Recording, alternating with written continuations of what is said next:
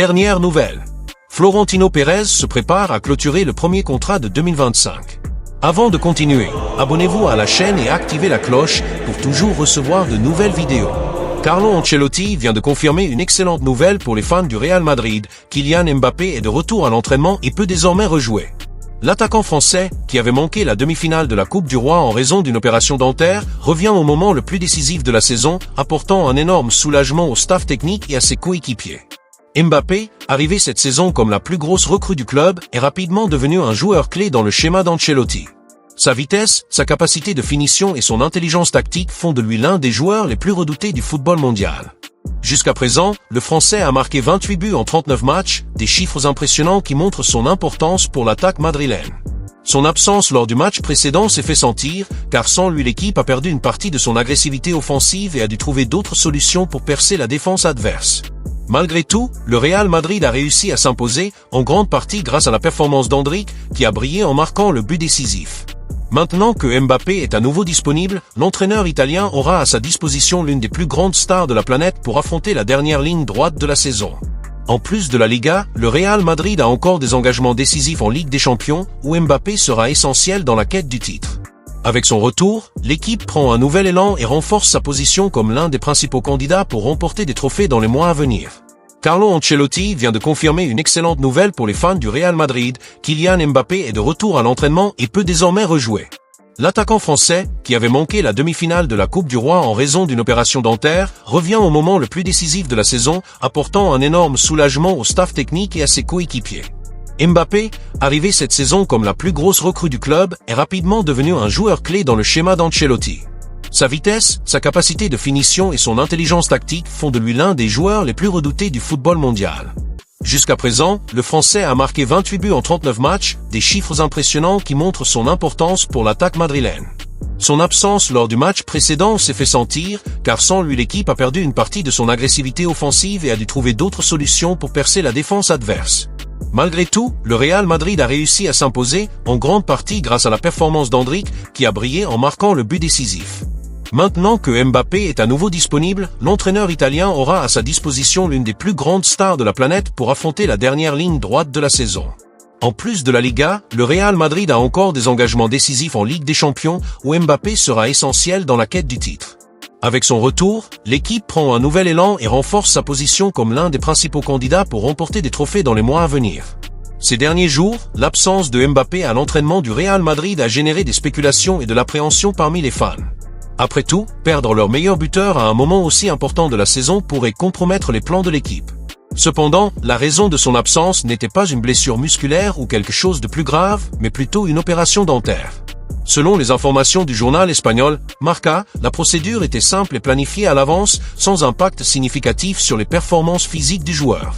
L'opération s'est déroulée sans complications et le temps de récupération a été court, juste assez long pour assurer un rétablissement complet avant de retourner à l'action. Bien qu'il n'ait pas été disponible pour le match contre la Real Sociedad en demi-finale de la Coupe du Roi, Mbappé a voyagé avec l'équipe, démontrant ainsi son engagement envers le groupe. Alors qu'il se reposait et récupérait, Ancelotti a choisi de donner une chance à Endrick, qui n'a commis aucune erreur et a assuré la victoire du Real Madrid avec un but décisif.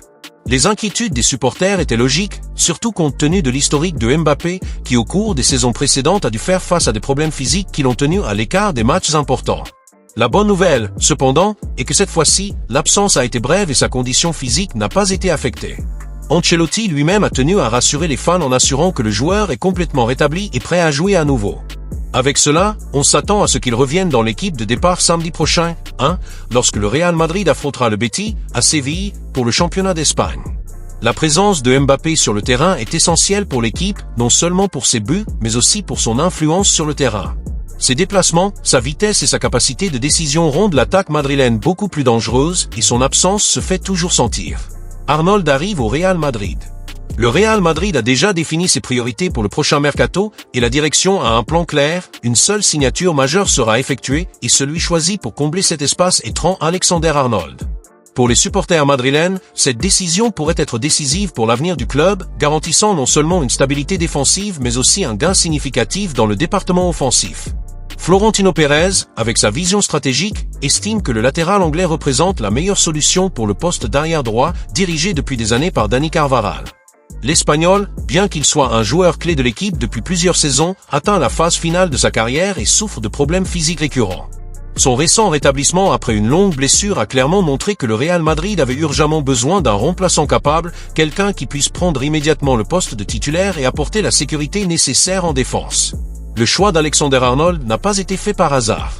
Le joueur de Liverpool, âgé de seulement 24 ans, est considéré comme l'un des meilleurs arrières latéraux du monde et se distingue par sa qualité technique, sa précision dans les centres et sa capacité à créer des jeux défensifs. Ces caractéristiques s'adaptent parfaitement au style de jeu du Real Madrid, qui recherche des joueurs polyvalents capables d'apporter une contribution aussi bien défensive qu'offensive. Avec une équipe remplie de talents offensifs, tels que Vinicius Junior, Rodrigo Goes et Jude Bellingham, un arrière latéral avec les qualités offensives d'Alexander-Arnold pourrait être la pièce manquante pour rendre l'équipe encore plus meurtrière en attaque. De plus, son arrivée assurerait au Real Madrid une solution à long terme pour un poste qui a été un sujet de préoccupation ces dernières années. Un autre facteur qui renforce la décision de la direction merengue est la situation financière du club. Le Real Madrid, contrairement à de nombreux concurrents européens, a maintenu une gestion financière équilibrée, évitant les dépenses excessives et privilégiant les recrutements stratégiques. Dans un marché gonflé, où les valeurs de transfert atteignent des niveaux exorbitants, la direction comprend qu'investir dans un seul joueur de haut niveau est plus avantageux que de faire plusieurs signatures qui n'apporteront peut-être pas grand-chose à l'équipe. L'arrivée d'Alexander-Arnold serait considérée comme un investissement intelligent, garantissant au Real Madrid une solution à long terme au poste d'arrière droit tout en permettant au club de continuer à investir dans de jeunes talents prometteurs à d'autres postes. Outre la nécessité de renforcer le poste d'arrière droit, la décision de Florentino Pérez de ne pas chercher de nouvelles recrues se base également sur la confiance du club dans l'effectif actuel. Dans le secteur défensif, par exemple, Carlo Ancelotti a manifesté son intérêt pour renforcer le cœur de la défense, surtout après quelques absences importantes tout au long de la saison. Cependant, la direction estime que des joueurs comme Antonio Rudiger, David Alaba et Eder Militao offrent déjà la solidité nécessaire à la défense, rendant inutile un nouvel investissement dans ce domaine. Bien que les blessures aient parfois eu un impact sur les performances de l'équipe, la qualité individuelle de ces athlètes et leur polyvalence sont des facteurs qui ont pesé dans la décision de ne pas chercher de renforts supplémentaires pour la défense. Au milieu de terrain, la situation suit la même logique. De nombreux supporters et même des membres du staff technique pensent que le Real Madrid pourrait chercher un milieu de terrain créatif pour renforcer l'équipe, d'autant plus que Luka Modric et Toni Kroos sont déjà dans la dernière ligne droite de leur carrière. Cependant, la direction a pleinement confiance dans la nouvelle génération qui fait déjà partie de l'effectif. Jude Bellingham, Federico Valverde et Eduardo Camavinga sont considérés comme des joueurs clés pour le présent et l'avenir du club et on s'attend à ce qu'ils jouent un rôle de plus en plus important dans les saisons à venir. Avec cela, le Real Madrid évite des dépenses inutiles et maintient l'accent sur le développement des joueurs déjà présents dans l'effectif, garantissant un équilibre entre l'expérience et la jeunesse au sein de l'effectif. Le pari sur Alexander-Arnold n'est pas seulement une question de nécessité défensive, mais aussi une stratégie pour renforcer l'attaque. L'arrière anglais a une capacité unique à créer des jeux offensifs depuis la défense, ce que peu de joueurs à son poste peuvent faire aussi efficacement. Ses centres précis et sa vision du jeu sont des atouts qui peuvent encore améliorer le secteur offensif du Real Madrid, le rendant encore plus imprévisible et dangereux. Avec des joueurs rapides et habiles en attaque, comme Vinicius Junior et Rodrigo Goes, l'arrivée d'un arrière latéral avec les capacités d'Alexander-Arnold pourrait amener l'équipe à un niveau encore plus élevé. La grande question est désormais de savoir si le Real Madrid peut convaincre Liverpool de libérer son joueur. L'opération ne sera pas simple, car Alexander-Arnold est un joueur clé du club anglais et Jürgen Klopp tentera certainement de le conserver. Cependant, le Real Madrid mise sur certains facteurs qui pourraient être décisifs pour le succès de la négociation. Il y a d'abord le prestige de jouer au Santiago Bernabéu en défendant les couleurs d'un des clubs les plus titrés de l'histoire du football. De plus, travailler avec Carlo Ancelotti, un entraîneur expérimenté qui sait faire ressortir le meilleur de ses joueurs, pourrait être une motivation supplémentaire pour convaincre Alexander-Arnold d'envisager un transfert en Espagne. Un autre facteur qui peut influencer la décision d'un joueur est la possibilité de concourir constamment pour des titres de haut niveau. Le Real Madrid, contrairement à Liverpool, a une histoire récente de domination en Ligue des Champions et reste l'un des principaux favoris dans toutes les compétitions auxquelles il participe. L'opportunité de faire partie de ce projet gagnant pourrait être un facteur de différenciation majeur dans la décision d'Alexander-Arnold. Le Real Madrid lui-même a démontré par le passé qu'il avait la capacité d'attirer de grands joueurs, même dans des négociations compliquées. Des cas comme Cristiano Ronaldo, Luka Modric et Jude Bellingham sont des exemples de la manière dont le club parvient, avec patience et planification, à conclure des recrutements à fort impact. En fin de compte, la décision de Florentino Pérez de concentrer tous ses efforts sur la signature d'Alexander-Arnold reflète la vision stratégique du club pour l'avenir. Le Real Madrid ne souhaite pas faire de recrutements impulsifs ni répondre à la pression extérieure. Le conseil d'administration estime que la base de l'équipe est déjà suffisamment solide pour concourir à un niveau élevé et qu'un renfort spécifique sur le côté droit suffira à maintenir l'équipe dans la lutte pour les principaux titres de la saison. Reste maintenant à voir comment les supporters madrilènes réagiront à cette stratégie. L'arrivée d'Alexander-Arnold suffira-t-elle à maintenir le Real Madrid compétitif? Ou le club devrait-il chercher davantage de renforts dans d'autres secteurs du terrain? Le prochain mercato s'annonce chargé et la saga impliquant Alexander-Arnold et le Real Madrid a encore de nombreux chapitres à parcourir. La décision du Real Madrid de concentrer son mercato exclusivement sur la signature de Trent Alexander-Arnold n'est pas une coïncidence. Ces dernières années, le club a adopté une approche prudente du marché, privilégiant les investissements stratégiques qui ajoutent réellement de la valeur à l'effectif sans céder aux pressions externes ou aux dépenses impulsives. La politique de recrutement de Florentino Pérez et de son conseil d'administration a été guidée par un équilibre entre la qualité, les besoins et la planification financière. Avec cela, le Real Madrid estime que l'effectif actuel dispose déjà des pièces nécessaires pour concourir à un niveau élevé et que seul le latéral droit a besoin d'un renfort immédiat.